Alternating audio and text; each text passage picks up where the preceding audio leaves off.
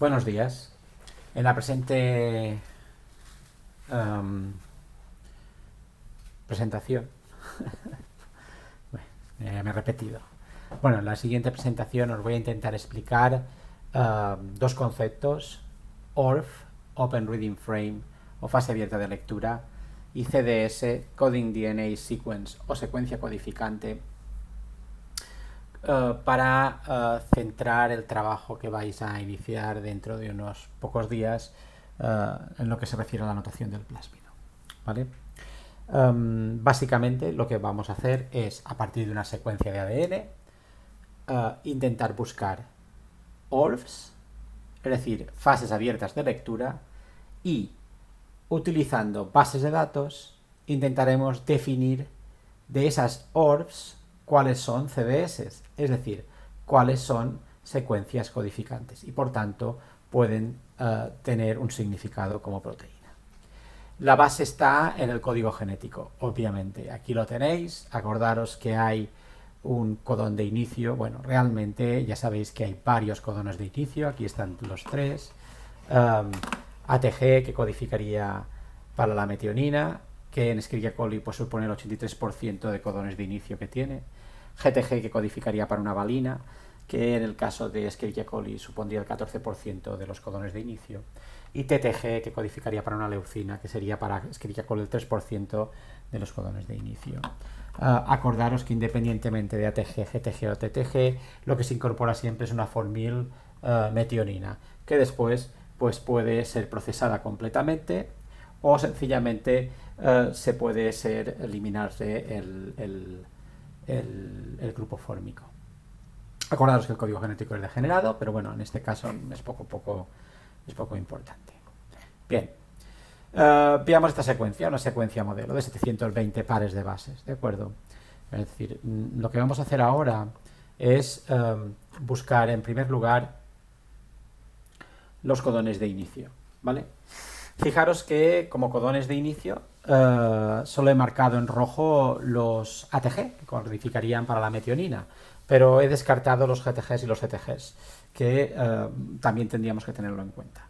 En vuestro trabajo solo consideraréis los ATGs, no los consideraréis todos, solo los ATGs, y ya será más que suficiente, pero tened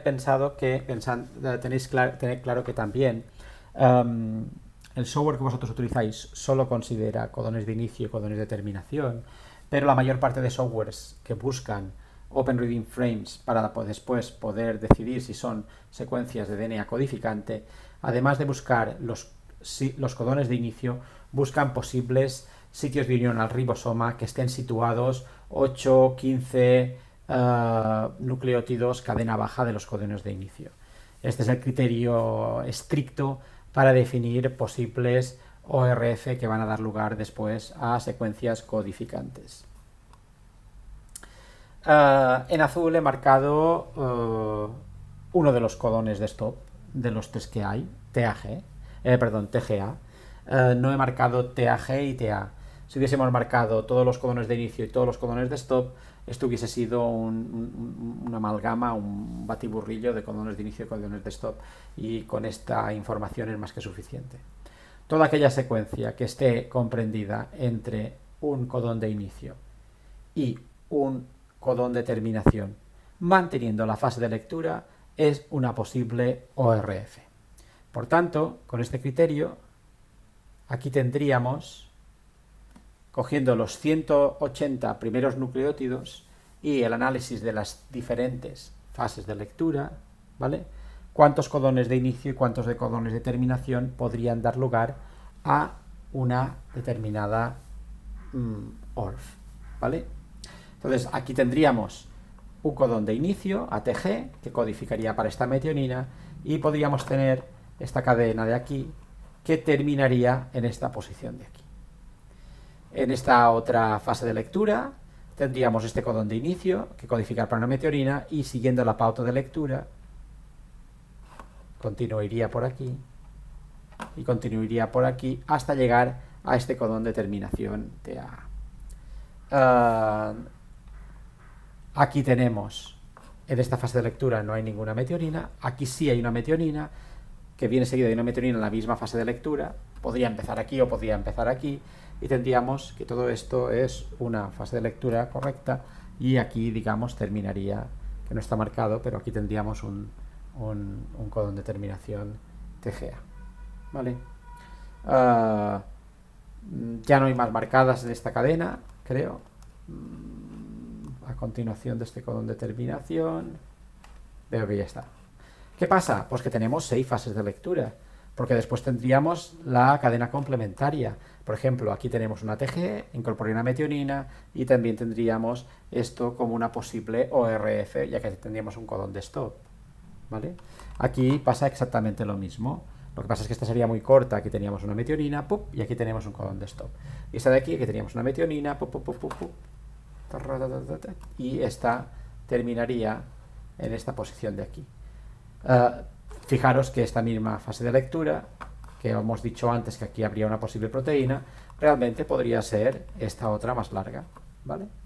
Bueno, pues estas son las posibles fases de lectura que habría, Open Reading Frames, fases abiertas de lectura que habría en estos primeros 180 nucleótidos de la secuencia. Si lo extendemos al total, pues tendríamos muchísimas más, ¿vale? Hemos coloreado solo aquellas ORFs mayores de 10 aminoácidos, y obviamente solo desde ATG a un codón de stop, ¿vale? Y hemos dejado coloreados. Entonces, fijaros la cantidad de posibles fases abiertas de lectura que tendríamos solo en un trocito pequeño de secuencia. Claro, si nosotros cogemos las 720 pares de bases y ambas cadenas, resulta que hay un total de 17 fases abiertas de lectura siguiendo el criterio mencionado anteriormente. Es decir, que inicien en un codón de inicio y, manteniendo la fase de lectura, acaben en un codón de terminación, ¿vale? Estas son las que estaban marcadas con colores de los primeros 180 aminoácidos, 180 nucleótidos, y el resto pues se consiguen analizando toda ella, ¿vale? Entonces la pregunta es, si todos estos son ORFs, ¿hay alguna de estas ORFs que codifique para una CDS, es decir, para una secuencia codificante? Bien, la respuesta ya lo digo aquí, la proteína 7. Además, fijaros, casualmente es la más larga, más extensa, ¿vale? Pero la proteína 7, esta de aquí, es la que codifica para una posible CDS. ¿Cómo lo sabemos? Pues básicamente porque lo que hemos hecho es un blast contra las bases de datos. Hemos cogido cada una de estas proteínas, que eran unas posibles fases abiertas de lectura, eran ORFs y eran posibles CDS, y las hemos lanzado con blast, con una base de datos de proteínas, ¿vale? Y en ninguna de ellas, salvo en la proteína número 7, nos ha dado un resultado de blast, digamos, consistente. Así, para la proteína 7 vemos que con un evalio de 10 a la menos 47, menos 31, menos 28, pero el mejor hit tiene un evalio de 10 a la menos 47. Acordaros que el evalio nos define la probabilidad de que nos hayamos equivocado en este caso, decidir que nuestra proteína es esto de aquí, ¿vale? Y consideramos como un punto de corte los evalues y, digamos, superiores a 10 a la menos 5. Esto, como es inferior a 10 a la menos 5, entonces nos está diciendo que no nos equivocamos, el resultado es contundente. Nos está diciendo que esta proteína, esta ORF número 7, realmente puede codificar para una ferrodoxina de tipo RISC, porque es semejante a esta secuencia de aquí, ¿vale? Entonces, ya lo veis, cuando una ORF nos da un elevado grado de homología y por tanto una probabilidad de que nos hayamos equivocado muy baja con una proteína ya caracterizada, pasa a tener una categoría superior y pasa a ser una CDS. Y si os fijáis en toda esta secuencia, solo una de ellas ha tenido esta categoría. El resto no nos da hits con las bases de datos, porque realmente, aunque son ORFs, no son CDS y las descartaríamos en el análisis. En esta secuencia de 720 pares de bases solo habría una posible proteína, la ORF7. Si lo anotásemos todo, este es el resultado ideal que perseguiríamos, ¿vale? Encontrar la zona codificante, que ya la hemos encontrado, buscar el RBS y localizarlo, y después ver, digamos, los sitios menos 35 y menos 10, en este caso de un promotor sigma 70 dependiente, ¿vale? Esto sería anotar correctamente el gen y lo identificaríamos como una posible ferredoxina de tipo Rieske, atendiendo a la homología con las bases de datos. Este es el trabajo que tenéis que hacer con cada uno de las, digamos, ORFs que detectéis en vuestro plásmido. Pero la segunda parte del trabajo es la más compleja. Tenéis que interpretar, y la interpretación tiene que ser coherente. Es complicado a estas alturas deciros qué os vais a encontrar, pero básicamente he hecho un esquema sencillito de lo que yo creo que os podéis encontrar en vuestros plásmidos. Bueno, no es que lo crea, lo sé porque los hemos construido nosotros. No serán las mismas proteínas, pero sí que aquí se recuerdan las funciones que iréis encontrando y que iremos comentando a medida que vayáis haciendo el trabajo y a medida que vayan progresando las clases teóricas de la asignatura. Entonces fijaros que en este caso, en esta secuencia de ADN, que no tenemos la longitud, pero viene a ser uno de vuestros plásmidos, a lo mejor un poquito más pequeño, veríamos que hay una serie de proteínas marcadas con colores. Las hemos marcado con colores para destacar las agrupaciones génicas, operones o estructuras supraoperónicas que están relacionadas con un determinado proceso. Fijaros aquí, en rojo, hemos marcado una proteína implicada en la replicación y dos proteínas implicadas en la segregación de esta maquinaria. Esto sería un replicón porque tiene estas proteínas que segregan, proteínas que replican, y entre ambas encontraríamos el origen de replicación, ¿vale? ¿Qué más encontramos? Encontraríamos, por ejemplo, aquí a los genes TRA. Los genes TRA son responsables de los pilis conjugativos y, por tanto, este plásmido, al tener los TRA, sería un plásmido transmisible por conjugación. ¿Pero realmente tiene la replicación conjugativa necesaria? Sí, porque lo encontraríamos aquí. En azul cielo hemos dibujado los genes MOP, que están relacionados con la movilización plasmídica. MOP y TRA trabajarían conjuntamente y permitirían transferir por conjugación este plásmido de una célula a otra. ¿Qué más encontramos aquí dentro?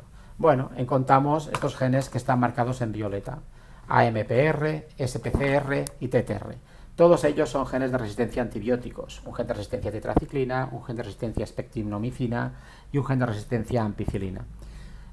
Por lo tanto, este plásmido, el poseer este plásmido le permitiría resistir la acción, digamos, tóxica de estos tres antibióticos. Encontramos cosas interesantes al lado de los antibióticos. Por ejemplo, aquí encontraríamos una transposasa que codifica un gen TNPA1 que codifica para una transposasa. Y si viésemos en detalle, veríamos que flanqueando a estos dos bloques de genes, encontraríamos dos repeticiones invertidas que definirían la extensión del transposón.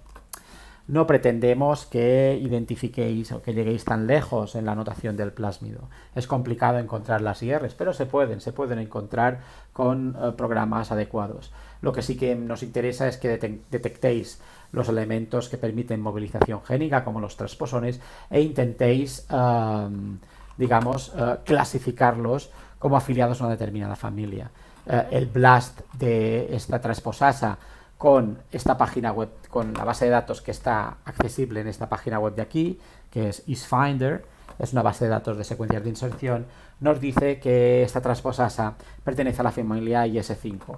Por tanto, esto podría ser un transposón compuesto codificado por una secuencia de inserción de tipo IS5 que permitiría la movilización de ese gen de resistencia a la ampicilina. Llama la atención aquí también que hemos encontrado otro gen marcado, en este caso en azul oscuro, al lado de estos genes de resistencia a la spectinomicina y a la tetraciclina, que codifica para una integrasa. Las integrasas son enzimas que se encargan de movilizar paquetes génicos por reconocimiento de una secuencia que está flanqueando estos genes, que es la secuencia AAC.